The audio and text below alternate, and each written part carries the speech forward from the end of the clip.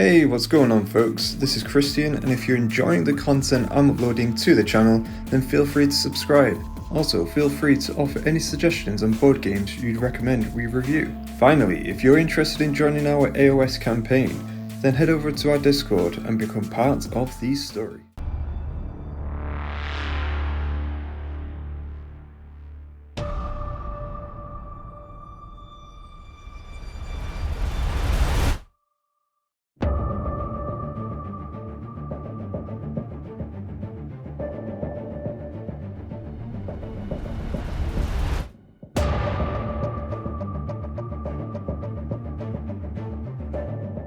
Hello everyone and welcome back to another Dice Saga unboxing video. So today we are going to look at Talisman Batman. You probably heard a lot of rattling. I've actually already looked at this box a little bit, I must confess. So this game is actually, I have played Talisman never at all, but my friend has actually obviously played it many times, told me many good things. However, obviously Batman themed Talisman was like, oh yes, please. So you may have seen in the previous video that we did regarding Talisman expansion. You can see that in the cards above. But yeah, so this one really obviously tickled my fancy. So yes, we are going to do a quick unboxing of this and obviously just take it from there. So we've got ages 13 plus, it's 2 to 6 players. I have actually had a game of this with 2 of my mates. To be honest, they actually really enjoyed it. So it's a bit, they're not board gamers as such. They've started to introduce into board gaming, and I've got to admit though, they did warm to it quite quickly. I mean, the Batman themed did help a lot, but getting them into the board game scene, I think this is, this isn't a bad start really. It's not, I mean, there are obviously other games which I would recommend, like Marvel United as an example. Played many games with those folks, and yeah, I'm just trying to ease them in gently. So yes, Batman Talisman, or Talisman Batman even. Yeah, let's get cracking on. So we have Batman Talisman. I keep saying Batman Talisman, it's Talisman Batman. Okay, so what we have is, as you'd expect, rules. Rule books are always handy, right? So again, we have some good stuff here. Just gives you a general feel of the game. I've got to admit though, there are some aspects of this rulebook which weren't very clear. And if you do know, please let us know down in the comments below. For instance, Batman. Right. So Batman has 2 dice on his actual character sheet, but at the same time, it doesn't actually reference or mention to roll 2 dice with Batman. Unless I'm completely wrong, please correct me down in the comments below. That would be great. If not, we'll house rule it. So yeah, so there's a few other things as well. So the rulebook, I would say, isn't extremely strong. I would say it's still good. It's like we often managed to get a game through with it and everything like that. That being said, it was actually a really good game that we had. But regardless, yeah, so this is the rulebook. Nice. Obviously great artwork here as well. So yeah, that's the rulebook right there. Next, we have the board itself. An eternity later. So again, fold out as you'd expect. It is actually more than this, but to get it all in shot, we'll obviously roll over to some screenshots I've taken as well to help us out. But yeah, so what we have here is the map itself. So this is only a segment of it. So as with other Talisman games, you have the outer layer, then you have the inner layer, and then you have the inner layer. So the aim of the game as well, of course, is to go from the outer layer to the inner layer, to the basic inner layer, to the control room, and that's where you're going to fight Batman. There is a chance to actually fight Batman elsewhere, as well as other characters. And it's similar to Reaper, if you've played previous Talisman games, where Batman is the Reaper, if you like. So he would only activate if he lands on your spot, on your space.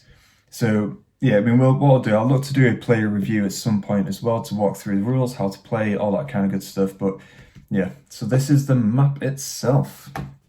Oh, and a quick point on this as well. I love that. It looks like, cartoon artwork. It's brilliant. Obviously it's at Arkham, which is cool in itself. And it gives you little indications here of what actions can be taken in the space itself. I have these little icons here for the actual engagement. So you get an encounter card pretty much, and then you have different, depending on where you land, different rules that you have to follow. So next up we have the character cards themselves. So this is the Batman card. Oh, there you go. Get it in shot, will you? There you go. So yeah, pretty cool stuff. So we have, who's this? Ra's al Ghul. You have Two-Face. The Riddler. Bane. Clayface. I don't know why I'm doing this voice. Poison Ivy. Mr. Freeze. Can't help it. The Joker's daughter. Harley Quinn. It's like I'm announcing contestants. Oh dear me. Scarecrow. The Penguin. And the man himself, the Joker. It's like... Okay, so anyway, regardless, these are actually all the characters that you can be. The aim of the game is you are not Batman. So you are not Batman. You are playing as one of the villains. And when you play as one of the villains, the aim of the game is to escape Arkham. Obviously, try and defeat Batman if you can, and escape and head off to Gotham, as you would imagine. So yeah, it's pretty cool. You have all these different strengths. What was it? Strengths, fate, coin, health, and cunning. All that kind of stuff. That's the starting instructions or starting criteria. You also have an alignment, and what is this one? Starts. This tells you where you start on the board itself. And if you turn it over, if you become deranged, you have to follow these rules here. So nice and easy, flip it over, and pretty self-explanatory stuff. So that's the characters. One thing I've got to say on that as well is that to be honest, I'm not sure why Catwoman wasn't in there. However, it is what it is, right? Next up, we have the encounter cards. So I must confess, I've already opened these. As you can see, I've already played the game. So what you have encounter cards for each level. So as you go through, so you can see encounter card 2, you have 1, and you have 3 there in the box as well. So these encounter cards, basically, obviously, I'll show you actually very quickly, it helps.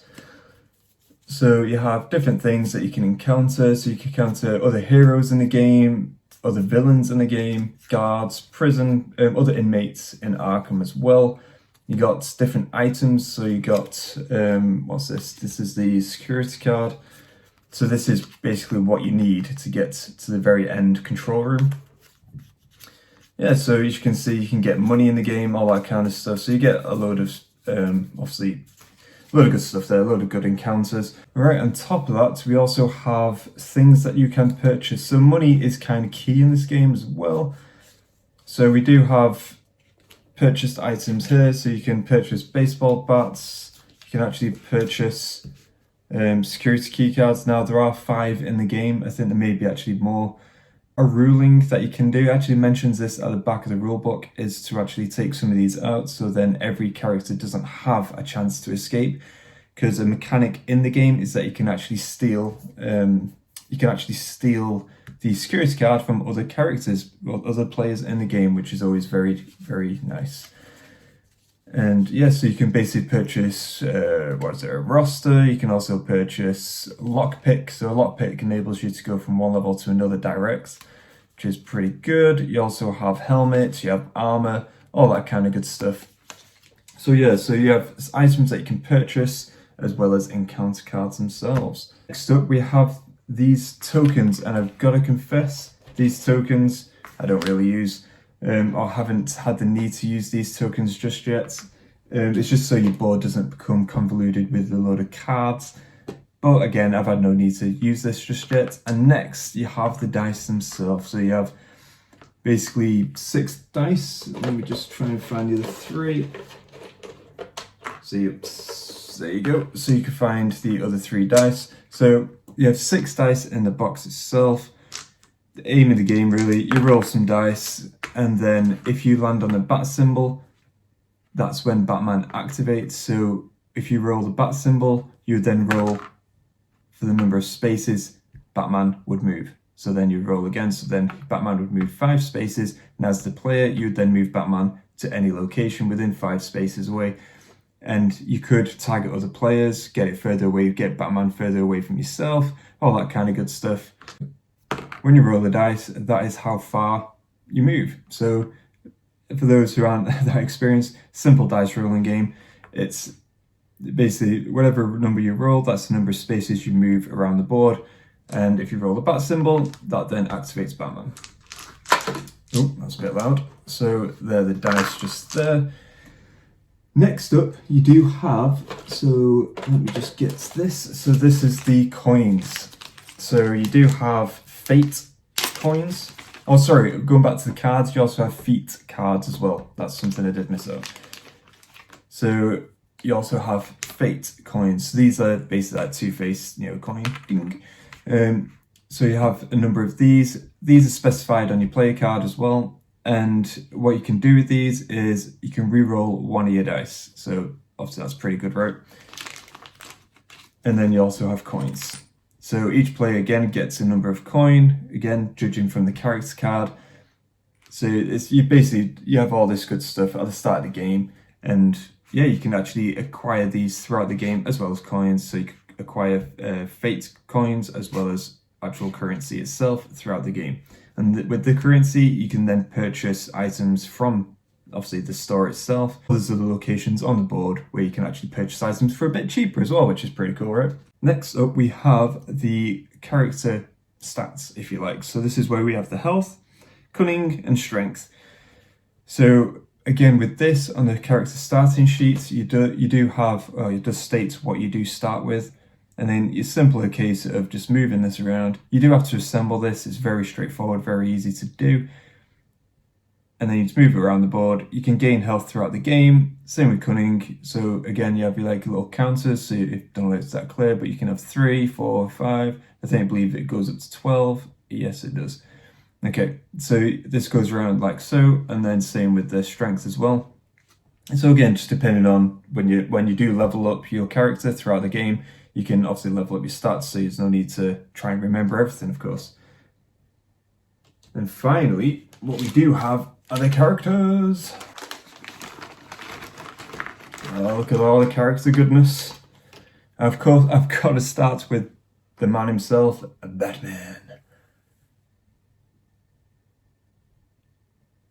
Very cool indeed. So Batman himself, in my first game, in all honesty, it was a 3-player game. Oh, dear me. Batman already kicking off, defeating the villains.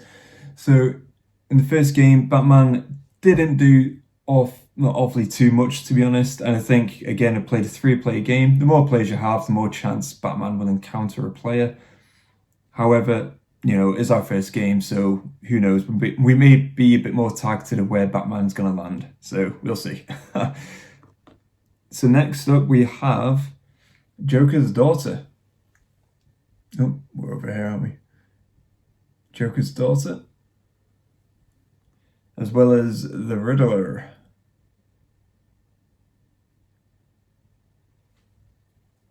And then we have Clayface.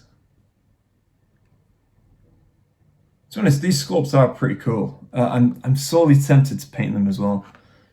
Sorely tempted, but I've got so many Marvel United miniatures to paint, as well as Age of Sigmar stuff. Mr. Freeze. Pew pew. Ra's al Ghul.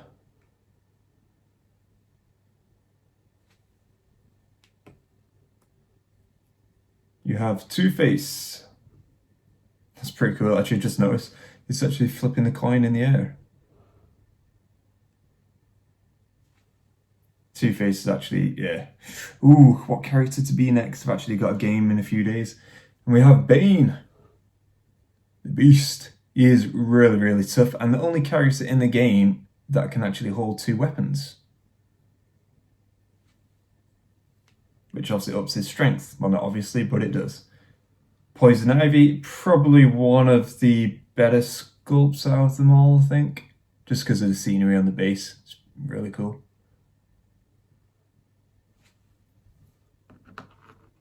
Harley Quinn. So of course got that big hammer. Then we have Scarecrow. Gotta admit, with Scarecrow, we did have a lot of laughs with those jazz hands. So that, but it's quite funny. Anyway, so then we also have the Joker. It's like, so good. And last but not least, and actually it's pretty cool depiction, the Penguin. And each character feels rather unique in the game as well, so that's pretty good.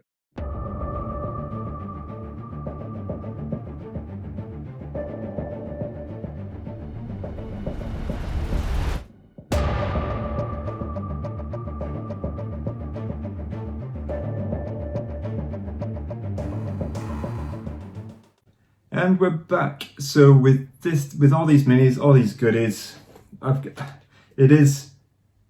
quality is, I would say, is good. The board itself is, I was going to say good again. I actually really like the actual board itself, and it's really cool. The writing itself can be a bit fiddly, going looking around, all that kind of stuff. But again, that's more gameplay mechanics rather than visuals. So I think visually pleasing for sure. The models themselves, visually pleasing. I think it's really cool. Shame they don't have Catwoman, but hey ho, it is what it is. Character cards look very cool. There's not really one thing I dislike about the actual game itself in terms of the visually. I think it's all very, aesthetically pleasing. Yeah, so I think we're just going to wrap it up now. So hope you've enjoyed this unboxing of Talisman Batman. I got it right this time. But yeah, so we got I will look to do a player review at some point as well. And maybe get a bit of feedback from the players to include in the video, just to give you a bit of flavour as well of what their thoughts are, as well as myself. So yeah, I think we're going to wrap it up there. So thank you all for watching and taking the time to obviously, taking the time out of your day to watch this. Hope you've enjoyed the video, and don't forget, let the dice tell the story. Take care. Bye.